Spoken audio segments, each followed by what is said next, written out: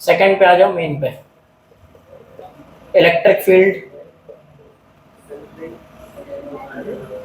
Due to line charge.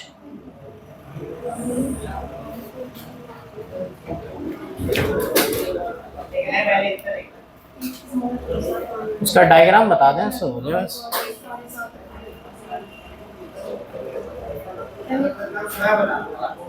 देखो आप समझो, एक लाइन चार्ज की वजह से इलेक्ट्रिक फील्ड फाइंड करनी है। अब अपन लोग उन टॉपिक्स पे आ गए जिन टॉपिक को अपन लोगों ने छोड़ दिया था। ठीक है, लाइन चार्ज की वजह से तो इलेक्ट्रिक फील्ड नहीं आई थी, बताओ, है ना। तो पहले यहाँ पे समझ लो बाद में नोट कर लीजिए, देख लो पहले। एक लाइन चार्ज है और वो लाइन चार्ज की वजह से तुम्हें इलेक्ट्रिक फील्ड फाइंड करनी है। तो देखो पहले तो ये जो लाइन चार्ज है इनफाइनाइट लॉन्ग वायर मान लो। कैसी वायर मान लो? इनफाइनाइट लॉन्ग वायर मान लो। ठीक है, तो अगर इनफाइनाइट लॉन्ग वायर तुमने मानी है तो एक ऐसी शेप बताओ जो शेप इस पूरी वायर को चारों तरफ से इनक्लोज कर ले। बताओ, एक ऐसी शेप बताओ जो इस पूरी वायर को चारों तरफ से इनक्लोज कर ले। कौन सी शेप होगी? रेक्टेंगल हो जाएगा, वेरी गुड। लेकिन रेक्टेंगल में कितनी सरफेस? हाँ, 6। समझ रहे? रेक्टेंगल में 6 का है। रेक्टेंगल का मानोगे? अगले आ गएगा क्यूबॉइड, है ना। क्यूबॉइड में कितनी सरफेस होंगी? 6। तो भाई सॉल्व कराने के लिए तुम जब फाइनाइट निकालोगे तो 6 का सॉल्व नहीं करोगे, समझ रहे? स्फीयर मान लोगे।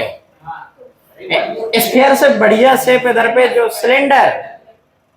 सिलेंडर डोरी को चारों तरफ से नहीं ज्यादा अच्छे से लपेटेगा।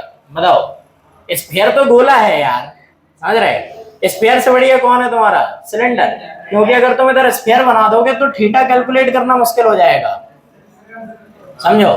थीटा कैलकुलेट करना मुश्किल होगा ना। एरिया वेक्टर ये होगा, ये एरिया वेक्टर होगा, ये एरिया वेक्टर होगा। इलेक्ट्रिक फील्ड तुम्हारी ऐसी होगी तो यहाँ पे थीटा बदलेगा नहीं, समझ रहे? तो इससे बढ़िया सिंपल शेप कौन सी है तुम्हारी? Cylinder.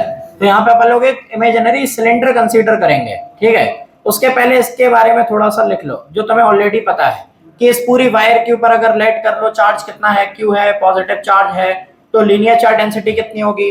Linear charge density is equal to होता है लैम्डा, लीनियर चार्ज डेंसिटी। तो लीनियर चार्ज डेंसिटी कितनी होती है? Lambda is equal to Q by L. ये सभी को पता है ना। या इसी को अपन लोगों ने क्या लिखा था? D Q by D L, है ना। तो lambda is equal to Q by L या फिर D Q divided by D L. यहां से डी क्यू निकालो, कितना आएगा? D Q is equal to आएगा lambda D L. D Q is equal to कितना आएगा? लैम्डा डी एल आएगा। ये चीज समझे क्या? ठीक है, ये तुम्हें पता है ऑलरेडी। अब यहाँ पे मानोगे Gaussian surface. Consider cylindrical Gaussian surface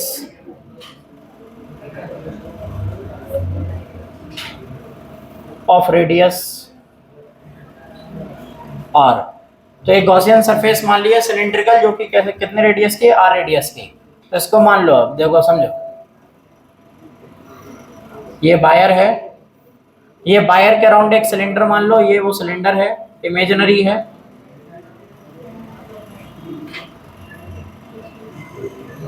ठीक है, रेडियस कितनी है सिलेंडर की? r। ठीक, अब जरा हमको ये बताओ कि इस गॉसियन सरफेस में टोटल कितना एरिया है? सरफेसेस कितनी है? 3 है। तो हमने थर्ड स्टेप क्या लिखवाया था? थीटा फाइंड करना है सभी सरफेसेस का। पहले तो सरफेसेस मार्क कर लो। एक सरफेस ये कर्व वाली है, एक नीचे एक ऊपर है। तो ये वाली सरफेस फर्स्ट सरफेस है, नीचे वाला सर्कल। ये वाली सरफेस सेकंड सरफेस मान लो, और ये वाली सरफेस कौन सी मान लो? थर्ड सरफेस मान लो। तो पहली सरफेस के लिए इलेक्ट्रिक फील्ड का एंगल निकालोगे तो कैसे निकालोगे? देखो ये पूरी वायर पे कैसा चार्ज है? पॉजिटिव चार्ज है। तो पॉजिटिव चार्ज की वजह से इलेक्ट्रिक फील्ड कैसी जाती है? आउटवर्ड। और तुम्हें ये पता है कि इलेक्ट्रिक फील्ड की प्रॉपर्टी होती है कि कभी टकराती नहीं। तो इसका मतलब है कि यहाँ पे इलेक्ट्रिक फील्ड बिल्कुल सीधी जा रही होगी। क्या नीचे की तरफ जा सकती है क्या? नहीं, क्योंकि नीचे की तरफ जाएगी तो नीचे वायर की जो इलेक्ट्रिक फील्ड उससे टकरा जाएगी, है ना। तो यहाँ पे अगर देखोगे, अगर यहाँ पहली सरफेस पे अगर तुम्हें डायरेक्शन निकालनी है तो पहले इलेक्ट्रिक फील्ड की डायरेक्शन और एरिया एलिमेंट लेट कर लो। तो यहाँ पे एक छोटा सा एरिया एलिमेंट लेट करा, यहाँ से ds, क्या एरिया एलिमेंट लिया यहाँ से ds। सिलेंडर को बाहर से देखोगे तो एरिया का वेक्टर कहाँ पे होगा? नीचे को, है ना। सिलेंडर पे ये होगा एरिया, तो ये एरिया वेक्टर कहाँ पे होगा? नीचे होगा ना, ऊपर की तरफ तो नहीं होगा क्योंकि बाहर से देख रहे हो। तो ये एरिया वेक्टर कहाँ पे होगा? नीचे। तो एरिया वेक्टर ये गया इसका, ये n कैप। ठीक है, इलेक्ट्रिक फील्ड कैसी होगी? आउटवर्ड, पॉजिटिव से बाहर जाती हुई। एंगल कितना बना? 90 डिग्री। तो सरफेस 1 पे एंगल कितना है 90 डिग्री। फिर निकालो सेकंड सरफेस पे, तो सेकंड सरफेस पे एक छोटा सा एरिया एलिमेंट तुमने ये लेट कर लिया। अब यहाँ पे याद रखना कि ये जो एरिया एलिमेंट है ये ऐसी सरफेस के ऊपर है, ये कर्व है, समझ रहे हो। तो कर्व के ऊपर तुमने लिया हुआ है तो इसका एरिया वेक्टर कैसा होगा, आगे की तरफ होगा सीधा, है ना। तो सीधा एरिया वेक्टर होगा इस तरीके से कुछ, ठीक है। इलेक्ट्रिक फील्ड भी कैसी होगी, आउटवर्ड, पॉजिटिव से इलेक्ट्रिक फील्ड निकलेगी, बाहर की तरफ जा रही होगी, तो इलेक्ट्रिक फील्ड भी कहाँ पे होगी, बाहर की तरफ। एंगल कितना बना 0, तो थीटा यहाँ पे कितना आया 0।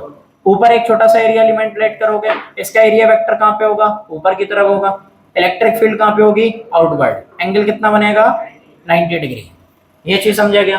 पहली सरफेस पे एंगल 90 डिग्री है, तीसरी सरफेस पे एंगल 90 डिग्री है, दूसरे पे कितना है 0। नेट फ्लक्स निकाल लोगे क्या। नेट फ्लक्स के लिए क्या करोगे, इंटीग्रेशन सॉल्व करते जाओगे। तो phi net is equal to कितना आएगा, ये आएगा इंटीग्रेशन, पहली सरफेस के लिए निकालोगे, यहाँ पे लिख दो flux of surface 1 plus flux throw second surface plus flux throw third surface. तीनों सरफेसेस के लिए फ्लक्स निकाल लोगे। बताओ तीनों सरफेसेस के लिए फ्लक्स निकालने का तरीका, ईडीएस कॉस थीटा, तो लगाते जाओ यहाँ पे। तो पहले वाले के लिए करोगे इंटीग्रेशन, ईडीएस कॉस 90 हो जाएगा क्या, बताओ। पहली वाली सरफेस के लिए थीटा कितना है 90 डिग्री, तो हो जाएगा ईडीएस कॉस 90 प्लस सेकेंड वाली सरफेस के लिए एंगल कितना है 0, तो ये हो जाएगा ईडीएस कॉस 0। थर्ड सरफेस के लिए कितना है, थर्ड सरफेस के लिए है ईडीएस कॉस 90। बताओ ये वाले स्टेप में किसी को कोई दिक्कत, तीन सरफेसेस के लिए थी फ्लक्स निकालने का था ना, तो तीनों के लिए फ्लक्स निकाल दिया। अब दो के लिए एंगल 90 डिग्री है, तो cos 90 की वैल्यू कितनी हो गई 0, तो ये हट गया, कौन बचा cos 0, है ना। तो ये तुम्हारा cos 0 की वैल्यू कितनी हो गई 1। तो phi net is equal to कितना आया, phi net is equal to आया e इंटीग्रेशन से बाहर आ जाएगा, सॉल्व होगा इंटीग्रेशन किसका, ds का, ठीक है। अब ds कौन सी सरफेस है, ये वाली सेकेंड सरफेस, कर्व सरफेस। और कर्व सरफेस का इंटीग्रेशन करोगे तो कर्व सरफेस एरिया मिलेगा। सिलेंडर का कर्व सरफेस एरिया कितना होता है 2 पाई आर एल, हाँ 2 पाई आर एल होता है। सरकमफ्रेंस नीचे वाले सर्कल की मल्टीप्लाई बाई हाइट। तो यहाँ पे जो हाइट है वो तुम्हारी किसकी होगी, लेंथ ऑफ वायर होगी ना, और वायर की लेंथ कितनी मान ली तुमने एल है, तो यहाँ से इंटीग्रेशन कितना होगा e into 2 pi R L. ये चीज समझे, फाई नेट आ गया। अब क्या लगाओगे, गॉस थ्योरम। स्टेप्स याद करो, 3 स्टेप सॉल्व हो गए, चौथा स्टेप क्या है, गॉस थ्योरम लगा दो, क्यू आई एप्सिलॉन नॉट हो गया सॉल्व। ये हटा दो इस तरफ का,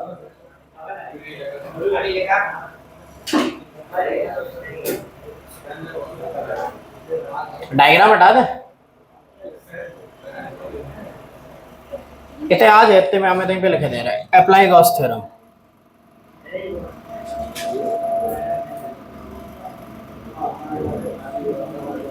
अब गॉस थ्योरम यहां से लगाओगे। गॉस थ्योरम क्या होती है, phi net is equal to Q divided by epsilon naught, ये होता है।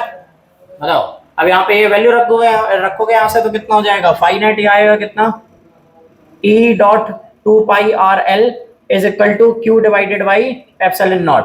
अब जरा एक चीज बताओ, ये जो क्यू है क्या इसको ऐसे लिख दोगे लैम्डा एल, बताओ क्यू इज इक्वल टू क्या हो जाएगा लैम्डा इंटू एल, तो यहाँ पे लिख दोगे लैम्डा इंटू एल, यहीं पे कन्वर्ट करा दो, lambda L divided by epsilon not, तो ये होगा lambda into L.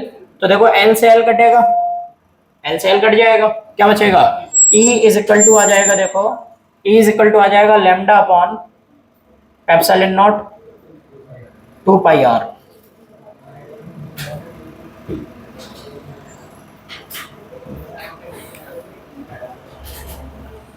Line charge की वजह से इलेक्ट्रिक फील्ड आ गई, बताओ कोई दिक्कत,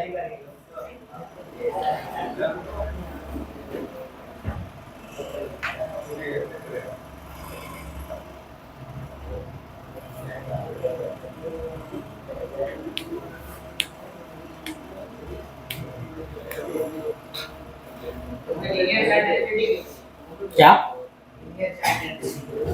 क्योंकि अब कितनी भी लेंथ की वायर हो कोई फर्क कहाँ पड़ रहा है, बताओ लेंथ पे डिपेंड कहाँ कर रहा है फॉर्मूला, है ना।